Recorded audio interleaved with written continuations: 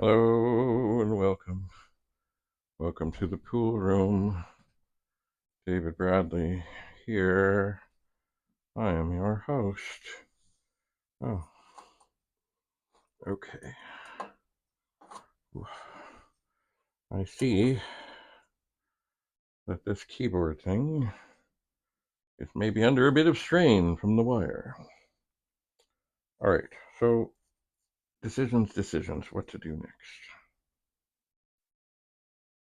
This, oh, this is a dead chip.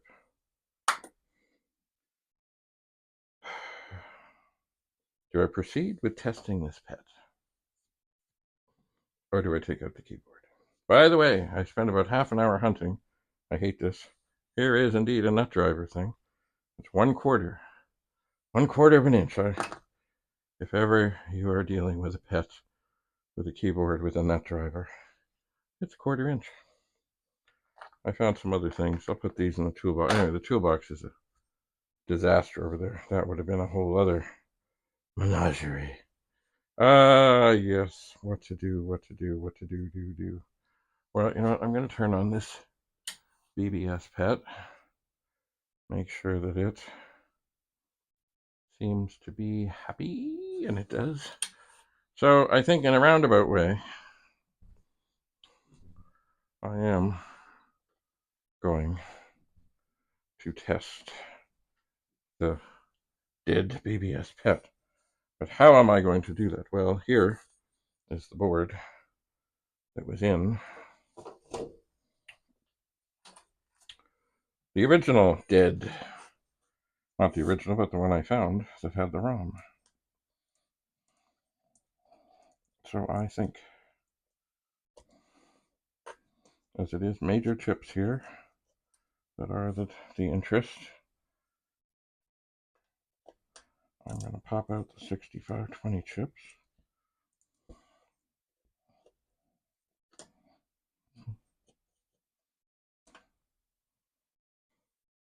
I am. And then I'm going to take this board. Ow. The solder connections can be sharp. Beware. All right, so I have two 6520 chips.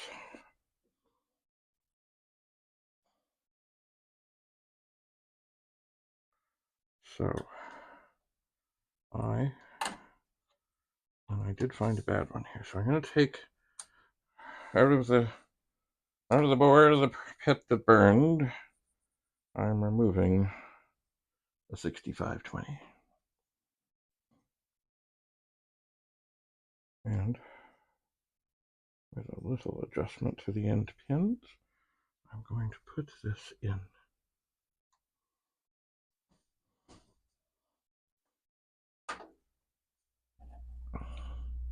Except I'm not lined up. Okay, is that in? I think it's in. So let's see if this comes up and says auto run. And it does. Okay, well, that's a good start.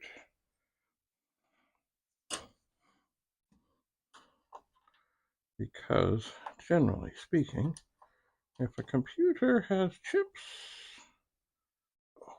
that are not working, it will not work. So this 6520 is going to go into the dead BBS pet. And it's in. Okay, now this 6520, let me check the pins. They look okay. It's going to go to this board. Sockets are a beautiful thing. Okay. And that comes up and says auto run. Okay, so one would assume that these two chips are okay. Now, I'm going to put the original one back in here so as not to get anything mixed up, and turn it back on. And it still says auto run. Okay, turn it off. All right. So now we know all right.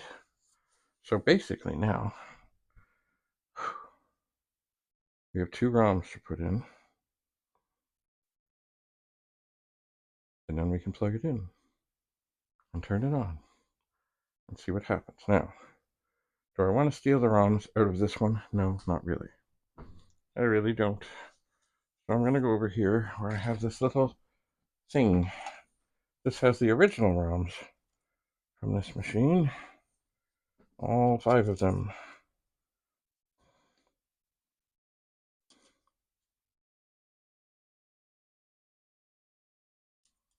All 5 of them.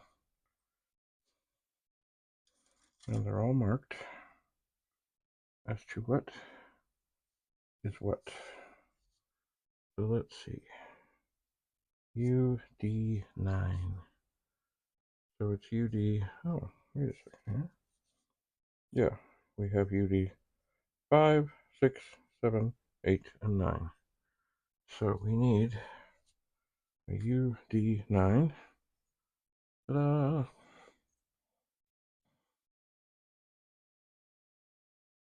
And a UD5.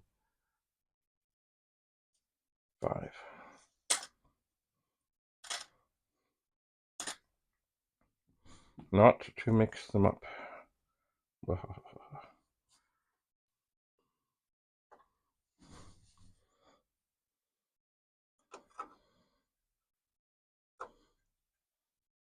Hello. These pins are pretty. Oh, you know, maybe I am making a mistake here. This really is not wanting to go in. Yeah. See, maybe that's why the sockets in this other machine are so brutalized. Maybe. Okay. Change of plans. I'm going to steal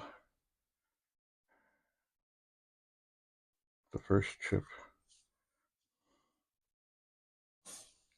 out of the other BBS pet. That went in nicely. Perhaps that's why these adapters, maybe they fit well because they have bigger pins. I don't know.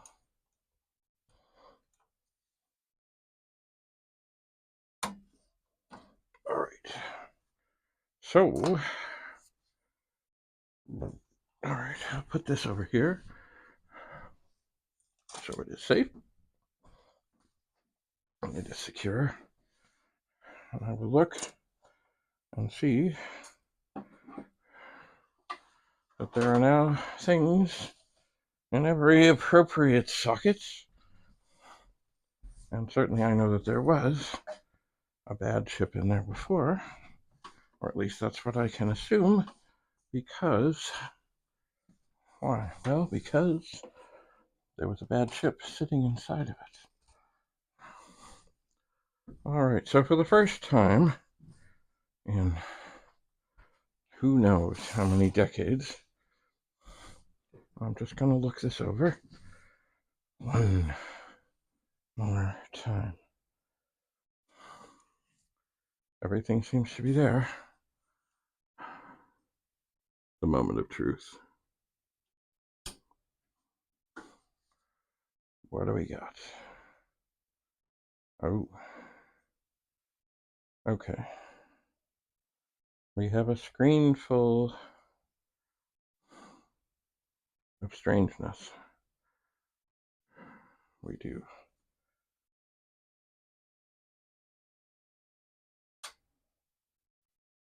And what is it?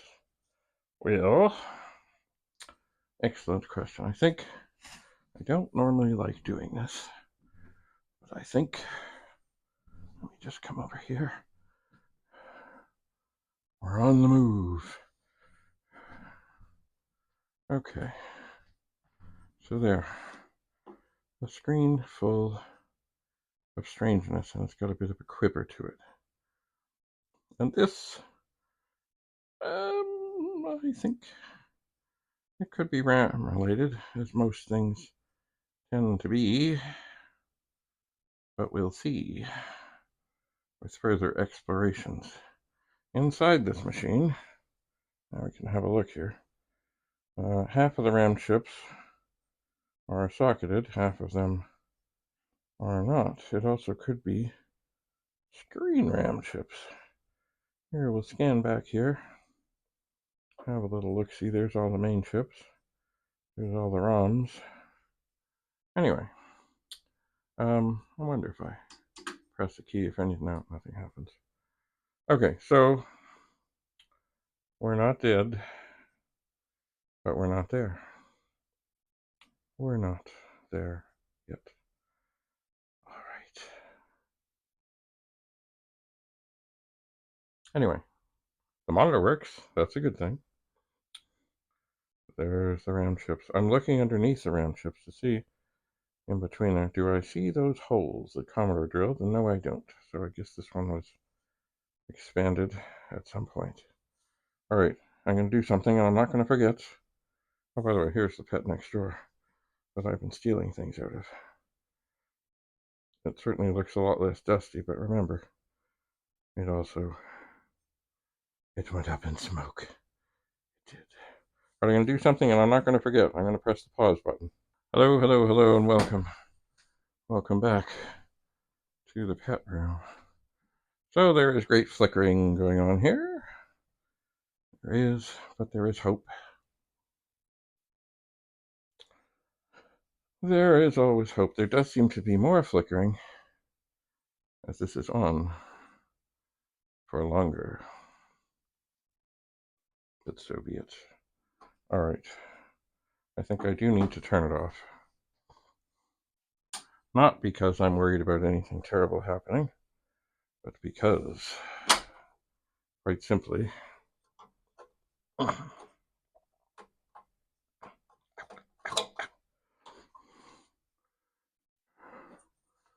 want the keyboard. And I've gone to great lengths to find this nut driver. 1/4 inch nut driver.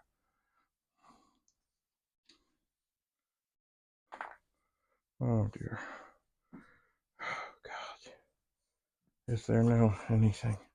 I don't have a little cup to put these in, so I set this one down.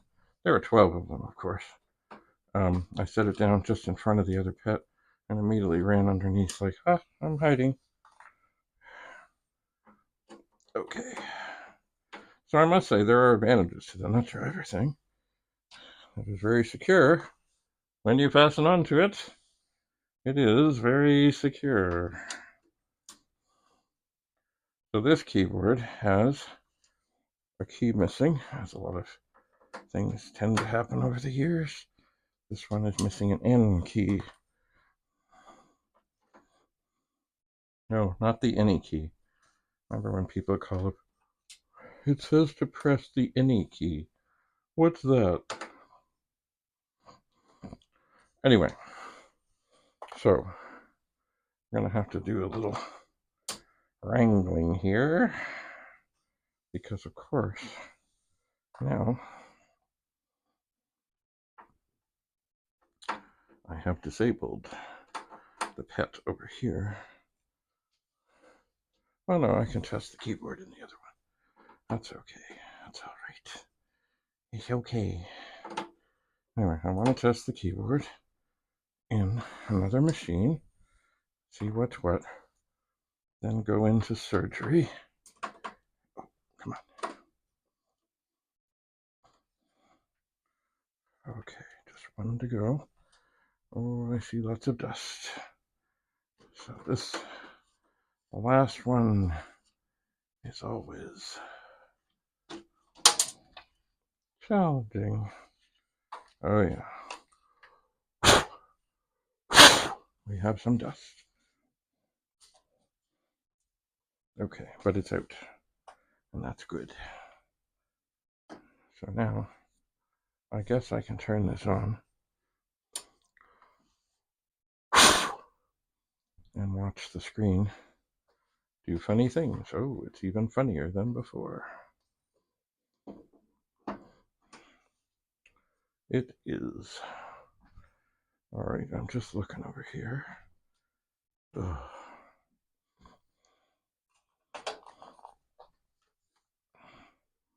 All right, here in front of me. Can I do that? I can do that. I have here the 4016. Here, see these cables? These are keyboard cables. They're fine. They're dandy. They're lovely. They're beautiful. Now these ones, see these keyboards?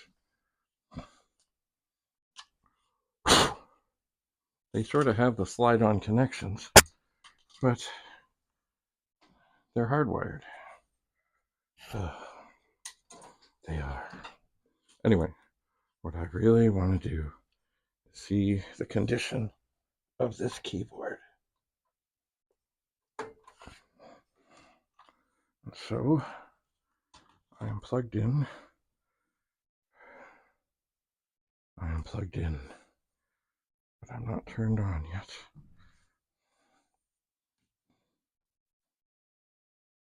All right. Just a second. Let us make sure that everything is just as they say. Tickety-boo. I do see some corrosion. All right. So I guess I can tip this forward a bit so I can get a better look. And I can turn it on. I can see that it's going to come up.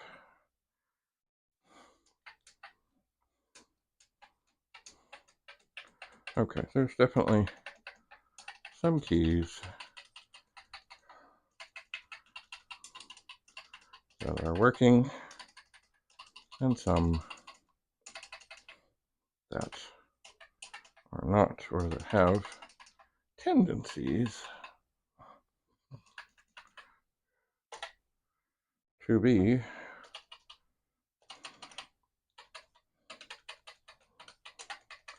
difficult.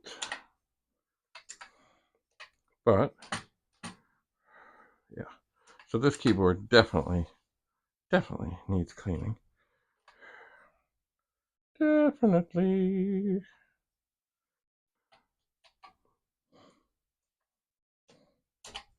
And that's okay.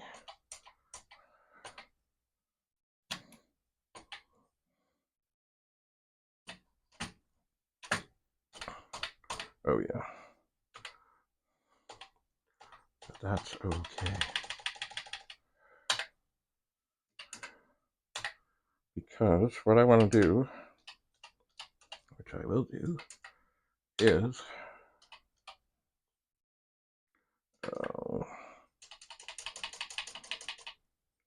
that's, you know, if you ever run into a thing like this where the thing just won't go because the keyboard's not working, you can't type in run, you can always type in go to. So there, I put in a little program that does not much of anything. I couldn't do the run because the R wouldn't work. So I said go to 10. And then the program is running. Oh, does the run stop key work? It does. Okay, so so this pet here has issues. Don't we all? I'm just looking. I guess I'm going to have to do, well, you know what I should do? I should bring down the pet tester thing. You pop out the 6510 and you go from there. All right. Ow. Beautiful. So here, for the first time in who knows how many decades. Da-da-da. Oh, what have I done here? Oh, no. Silly. Can't do that. I don't have all the ROMs in there. Okay, anyway, we have 3 pets. 2 of them look mighty similar. The 4016 is the butchered one by Commodore. So, this one needs work. And its keyboard is dirty. So, I'm going to turn this off. I'm going to unplug the keyboard.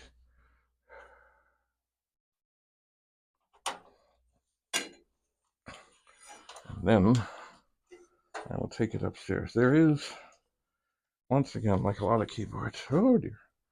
There's a lot of dirt here. Like even up right here at the top. But the connections look good. Funny thing is, the way this board is, oh, you know what? I bet it isn't.